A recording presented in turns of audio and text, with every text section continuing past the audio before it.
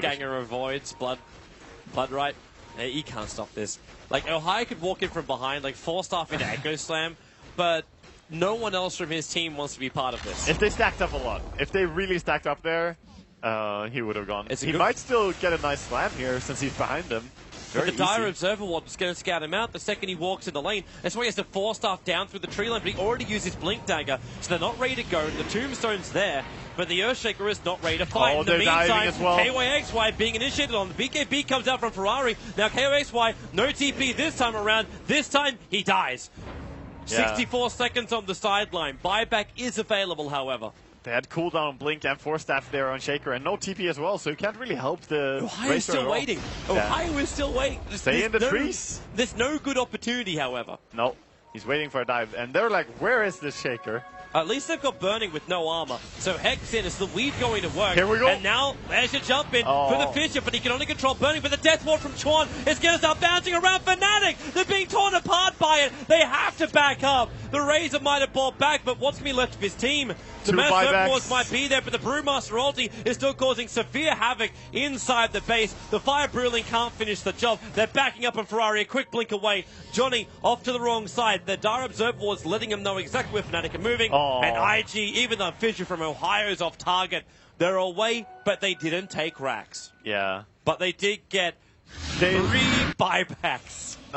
Yeah, they forced the Razor as well. 3 buybacks forced. Plenty of economic damage there, and they just got away so cleanly as well. Look at the gold on Burning. Like, he's actually buying up items now. I think he's buying the entire... It's a full butterfly. Yeah, exactly. The entire butterfly is on the way when he picks it up now. I don't see how you're going to kill him. Like, your magic damage, yes, it's going to bring him down pretty low, but it's 3k HP we're talking. Yeah. And then how are you going to face the rest when he has a butterfly? It just seems very, very difficult. I don't know, man. I don't think there really is an answer. This PL is a beast. An absolute beast. Top lane, they're jumping in, but BKB on Tusk. Just a quick BKB TP out. No stun to stop him, so he's fine. Yep, gonna be fine. Getting away from this one. But what's Kerchik meant to do in this bottom lane? You see a huge creep wave coming in. I can burst heal the wave. Yay. I think Tusk is going for Lotus Orb as well, by the way. We have seen a lot of them today, and he has the plate mail now. I don't see which item he would go other than that. So very likely, also very good against some of these heroes. Like against the static link, you can link back the damage so nothing actually happens. Against Rasta, you can stop the chain disable. It's just a pretty decent item. Interesting to see Mushi's item choice. Going for the Mjolnir. I know we were talking about it previously. If it would be a good choice, a Mushi. Oh, there's a straight TP out. How much does Burning just want to have? He almost dies there. He's going to buy a Basher. Like, Burning actually has to buy a Basher into Abyssal. Like, he could definitely. It would be a strong item for appeal. Abyssal next item would make him a monster. Or he could go for MKB, but I don't see a reason to do that. Yeah. The mini bash is nice, but just having that secure every time I want to, I can still not be the Razor or the Bloodseeker. Take him out of the game. However, I don't even think that he needs to have Disable, honestly. He doesn't need to have the... He doesn't need to get these kills. He needs to be as strong as possible in the push. If he just stacks up like a Skadi on top of what he already has, he's just immortal. Like, he's not gonna die to anything. So, I think that's also a very valid choice. Many paths he can go. He's already got the Assault Cuirass aura from the Brewmaster. Yeah, they almost have Assault Cuirass on Fnatic as well. Razor's working hard to get it, but he needs the full recipe. Look at him come. Burning moves forward. Almost breaking the smoke of Fnatic. Very close. They're coming underneath the Dire Observer. Now Ferrari's going to do it. BKB's goes for the clap and misses the target. Fnatic is backing the hell out of here as quick as they possibly can. Yeah, that was some fast blink outs there. Getting away. Also forced a BKB from Brewmaster. Too many PL illusions causing havoc inside the base. They're going to start to replicate themselves out as Burning. The man in the front lines, doppelgangers, makes more of himself as Ferrari jumps in, goes for the split, taking the Dazzle out, and actually forcing the Shallow Grave to be used defensively. And this means KOXY, there's no safety net, especially for Mushi as well. Mushi's just dying to the Brewlings. Yeah, he's just running around on top of him. He's down for the count. Oh my god. There's nothing more to really be said about this game. It's 22 for 3. In fact, it's the full 3-2-2 right now. It is. I did say 5 more kills, Toby. That's And they might just call GG at this point, because you're losing top. There's no way you can fight Burning. You've got no Bloodseeker available. There's no buyback up for anyone. They've expended so much money. The only thing that will give them something is an Echo Slam jump, and now this is exactly what they're doing. The Fissure in, Ferrari is low, but the Death Ward, Chuan sitting on the back in the charge. It's a massacre. GG. IG take game number 1 against Fnatic. 326.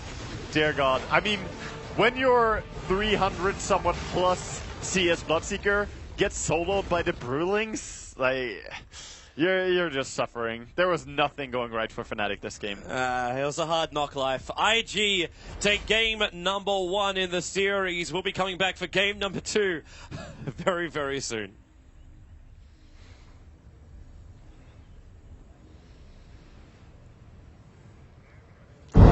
All right, yeah, so game number 1. Yeah, Fnatic not having such a good time. IG looking super strong after their loss against Secret. Of course, a dominating score. But overall, I mean, even from the draft, right, we felt that something was different with IG. They had that backup plan. They said, all right, here we go with the Brewmaster. They came in and then possibly threw Fnatic off their game. Where do you think it all went in favor of IG? I think the first 10 minutes, things just went way better for IG than they should have. The safe lane for Fnatic completely crumbled. The dual lane off lane that they ran with the Tusk Undying, they get the first blood on Mushi under their tower with the ice shards. Then they chase down afterwards, I think a minute later, and get 2 additional kills. And that kind of just sets the pace of the game. When your off lane is doing that well, even though Brewmaster suffers in mid, they can make space for him. He gets the blink. And I would definitely agree with you. The Brewmaster was a huge part of the success. A great last pick. Yeah, I mean, it's great that you bring that up, because we do have some highlights from the early game, because that's where we have felt that, you know, things really did change in favor of IG. So again, in the first 10 minutes, we have IG coming in. So this is after they found the first blood on Mushi. They're going in here. This is the ice shards combination with the tombstone. So you shard someone in and you drop the tombstone behind. They do manage to bring down the tomb, but it takes so much effort that ultimately Johnny will... He's almost escaping here, but he will be clubbed one more time by the Undying here on his way out. So yeah, you have to walk right by them after trying to help his teammates out on their escape. How did you guys feel, Ben and Winter? I mean, IG, overall, what part of them looked a lot better? Was it just maybe all parts? Obviously, the draft seemed pretty clean. I think from just them. capitalizing on the weak parts of the opponent's lineup. We've talked about Lion being a weak support, but I think Shadow Shaman in a 3-on-2 or 3-on-3 situation is really vulnerable. And I mean, if he's like sitting there channeling Shackle, he's actually usually a free kill. And you know, there's like, you can even like snowball somebody that's getting shackled. You can just lock him in place. He's really slow. If he doesn't get boots early, he's going to feed. He can't right click down the tombstone. And yeah, we talked about the wards being able to kill the tombstone, but so much of the damage was done before the wards even came online. Okay, let's jump into another replay as we continue talking with you, Winter. I want to ask a couple questions going off of that. Do you think that maybe there was two? Yeah, that replay was pretty sick too. But here we go. Another early portion of the game, of course, at the 14-minute mark. And the Cyclone from the Panda ultimate twice was so good. First he stopped the Dazzle for a bit, and then it cancelled the TP from the Razor, which was great. So it did a lot of work in this fight. And there it just comes back one more hit. This kind of, the moment I saw Ferrari was playing Brew, it gave me flashbacks to TI2, where I think he actually had the most outstanding Brewmaster performance I've ever seen. Like, he completely carried a game. That was a very memorable moment. A big part of IG's success in that tournament was, of course, Ferrari's play as always, but he had that one Brewmaster game where he did everything right. I remember the game, and I couldn't put a finger on his play. It's like very rare that you see a player's performance just like, it's one of those games where you're just in the zone, right? Right. And he is an incredible Brewmaster player. I would definitely put him in the top 3 on that hero in the world, and he once again delivers here. That said, as Ben said, they obviously exploited weaknesses in the enemy lineup. I also think Fnatic were not having their best showing in this game. I think there were a couple of moments where it seemed like there was a little bit of a disconnect between how Ohio was imagining going in with a fissure and how the Shadow Shaman followed up. There were a couple of moments where it just seemed like they were a little bit out of sync, and you can't afford being out of sync against a team that punishes you so hard. Yeah, even, of course, in the later portion of the game, we saw the Earthshaker just not finding that opening and then being stuck in the trees for quite some time before being able to jump in.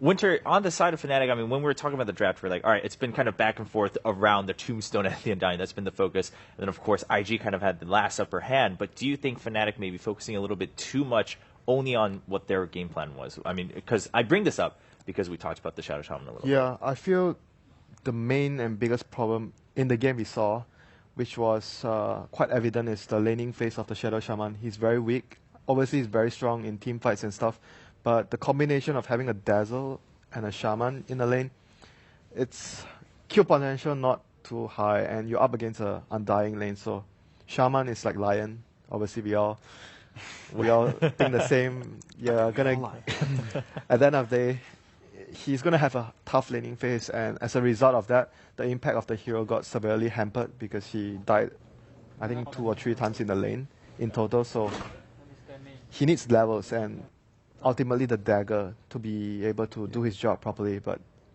I think he got the level 6 timing I wasn't sure, but overall I feel the laning phase, he had too much to deal with in the laning phase, and they just got ball out of control. He's really good versus like a solo Clockwork or even a solo Tusk. Yeah, but if it's one hero, one hero is fine, but if it's 2v2 or 3v2, he doesn't shine in that sort of matchup. Which they should have anticipated because their first 2 picks were it's Right. Undying. Yeah, we mentioned that right away. That okay, this is most likely going to be the duo. So actually, it's not really exploiting a weakness. They just like kind of picked into it. That said, though, I actually want to commend Fnatic on how well they played after the disasters early. They were behind 17-1. It looked like it was going to be a complete stomp, but they actually managed to keep like the gold advantage at a reasonable level. The Midas from the Bloodseeker was actually kicking in. That's why it wasn't as big as we expected. And they also stopped getting picked off, right? They just got picked off way too much in the first 20 minutes. But then they played an actually really solid mid game where you could definitely tell that had the early game not gone like as a complete disaster, their game plan could have easily come together. And to me, their draft made a lot of sense. The laning stage just didn't go their way at all. Okay. All right. Now, just because we've been focusing here and there on certain picks, obviously Undying was the theme of the day for yesterday. And today, coming across, we saw some Ember, but now for these teams specifically, Bloodseeker's kind of been on their mind. They both used it against Team Secret, and then Fnatic tried to bring it